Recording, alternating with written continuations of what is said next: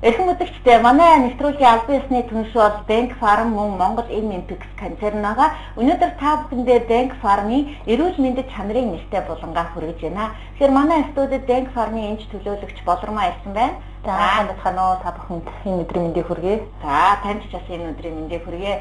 Тэгэхээр өнөөдөр бол бид нэр олон байрлал цуцны эмгийн талаар ярьлаа. Энэ одоо ямар аюултай өвчин байдгийг бэ? Үүнээс яаж урьдчилан сэргийлэх вэ? Хүн алд маань энэ өвчний талаар мэдлэгтэй байх нь яагаад чухал гэдгийг бэ гэдэг талаар нэвтрүүлэг хүргэсэн. Тэгэхээр бол ер нь энэ цуцны эмгэгт өртөхгүй байх нь нэг гол шалтгаан бол одоо цусыг цэвэр байлгах. Холестеринийг цуцны хан дээр суулгахгүй байлгах нь бол их чухал байдаг. Тэгэхээр өнөөдөр бид нэр энэ цус шингэлэг асуудлын талаар ярилцж байна. За тэгэхээр одоо энэ цусны өтгөн шингэн байдлын талаар та манай үзэгчдэд ойлголт өгөхгүй юу? За ерөнхийдөө болохоор бид нар одоо нас залуу цус шингэн гэж манай одоо сардын үг байдаг. За энэ утгаараа болохоор аль болохоор бид нар цус шингэн байх юм бол одоо цус өтгөлсөнтэй холбоотойгоор үүсдэг бүлэн үүссэнтэй холбоотой үүсдэг эмгэгээс өртөн сэргийлж чадна гэсэн үг гэдэг. За жишээлбэл бүлэнгийн одоо цус өтгөлсөнтэй холбоотойгоор бүлэн цусны хан цуглаад за ингэснээрээ болохоор зүрхний шигдээс тархин цус харуулт гэдэг маш том одоо эрсдлүүдийг үүсгэждэг. Тэгэхээр бид нар аль болохоор цус шингэлэх юмнуудыг хэрэглэдэг. За хамгийн наадахын цус шингэлэх юм дээр гэх чинь одоо аспиринийг бид нар хэрэглэдэг.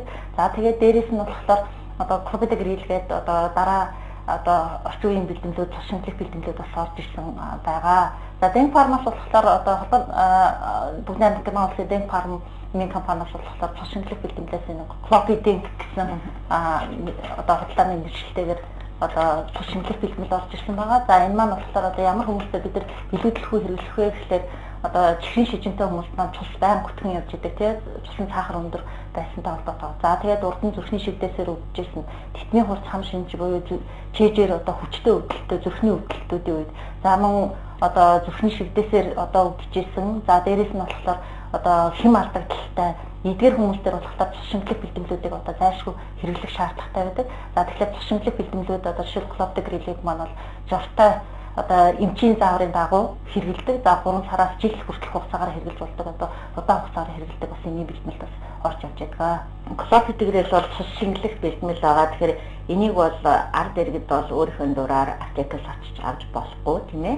Яг эмч хүн л санал болгох хэрэгтэй. Тэгэхээр энийг бол бас эмчнэртэй зориулж ийм шин үнэн боломжийн найрлага нь өндөр ийм бэлтгэл оруулж ирсэн байна гэдгийг хэлж байна. Гэхдээ ер нь бол энэ цус шингэлэх бэлтгэлийг бас бөөрийн өвчнөд ч гэсэн хэрэглэдэг тийм ээ. Артерийн даралт ихтэй хүмүүст хэрэглэдэг. Маш олон өргөн хүрээтэй ийм хэрэглэдэг бэлтгэлтэй. Гэхдээ энэ цус шингэлэх бэлтгэлийг хэрэглэж явах үед хүн ер нь юу анхаарах хэрэгтэй вэ? За мэдээж энийн бэлтгэл маань эсрэг залттай байж байдаг. За жишээлбэл цус шингэлэх бэлтгэл дээр болохоор одоо шил клопидогрил дээр хэрэглэхгүй залтууд байна тийм ээ.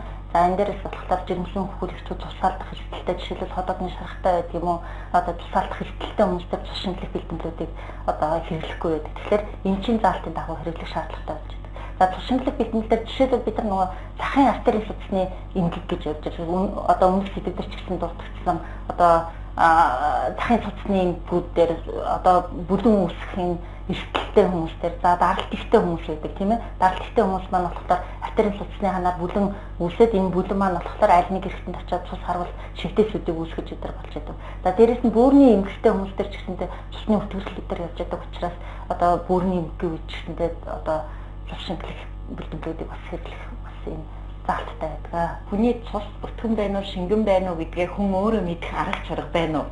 Шинжилгээгээр тодорхойлуулж болдог. За тэгээд дээрээс нь болохоор зүгээр захын одоо хүмүүстэр цус тариа өвчин зүтгэн харж гартлаа гэж яриад байдаг. Энэ маань бас тодорхой хэмжээгээр цусны өтгөрөл байгаагийн бас нэг шинж болж идэг. За дээрээс нь болохоор одоо бас нөгөө захын одоо цусны эмгэгүүд одоо пүүл захад одоо гар хөл одоо бадаараад байдаг тийм ээ. Хит их даардаг хүрдэг. Энэ бас тодорхой хэмжээгээр бас одоо судасны бас хадгалт нартай бас холбоотой бас явж байгаа. Тийм ерөнхийдөө бол одоо бид нар жишээлбэл артерийн даралт ихсэх өвчин байна. Даралт ихсэх өвчин насан турш хүмүүсийн одоо 4 хүндэтний нэг даралт ихтэй байна. Даралт ихтэй хүмүүстэй маань болохоор судасны хан дээр одоо илүүдэл мөн өөх тус тий бусад одоо илүүдэл хортой бүтээгдэхүүнүүд цуглаад судасны хатуурал үүсгэнтэй холбоотойгоор даралт ихсэлт үүсээ явж байгаа. За энэ маань судасны хатуурал үүссэн байна гэдэг маань болохоор тодорхой хэмжээгээр цус маань өтгөрчсөн бүлэн үүсэх эрсдэлтэй болсон байна гэсэн үг. Тэгэхээр энэ цусаа шингэлж өгснөөрөө бид нар одоо тэр зүрх судасны эрсдлүүд болох тархин цус харах зүрхний шигдээс болох эрсдлээс та өөрийгөө хамгаалж өгч чадж байна гэсэн үг байна. Гэхдээ эмчийн заавар эмчийн заавраар бид нар хэрэглэнэ. Бид нар одоо хамгийн эхний ээлжийн бэлтгэл бид нар аспирин байдаг. За тэгээд одоо сүүлийн үед болохоор аспиринаас гадна бусад цус шинжилгээ хэмжлэгээнүүдийг 2-3 эмчилгээгээд хавсаргаж хэрэглэдэг бас илүү болсон байна. За энэ дээр энэ клопидогрил одоо клопидин гэсэн нэртэйгээр одоо Дэн фармынхаас орж ирсэн байгаамаа. Тэгэхээр ер нь сүүлийн үед бол хүмүүс аспириныг бас хэрэглэхээ ер нь басгаад байна. Яг тэгвэл аспириныг удаан хугацаагаар хэрэглэхээр нөгөө бронхын салтын тэгээд эргээд ханиалгуулаад бас тийм ээ ханиад томны үед хүндрэлт эднэр үүсэх боломжтой юм болчтой учраас аспиринаас бас их татгалзаж байна. Хамгийн одоо стандарт имчилгээ бол энэ цус шингэлэх клопидогрилийг л ер нь эмчнэр их санал болгодог болсон байлээ. Тийм ээ.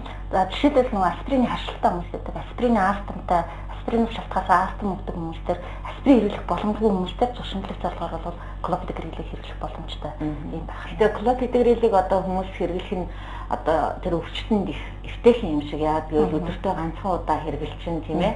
Тэр нэг удаа хэрэглэн. За дундаж хугацааг нөгөө аль нэмгүй үед хэрэглэж байна гэдгээс хамаарат 3 сараас жил хүртэх хугацаагаар хэрэглэж болдог байгаа. Дээрээс нь одоо том хаалгаа илэрсний дараа хүртэл нөгөө бүлүүн өсөх хүндрэлээс үлдсэн хэрэглэх зорилгоор хаалганы дараа бас эмчнэр маань клопидогрилийг бас зөвлөж өгч байгаа. За баярлалаа. Ингээд бид нарт цаг үеийн мэдээлэл дамжуулсан танд баярлалаа. За та бүхэнд анхаарал тавьсан явдалд баярлалаа.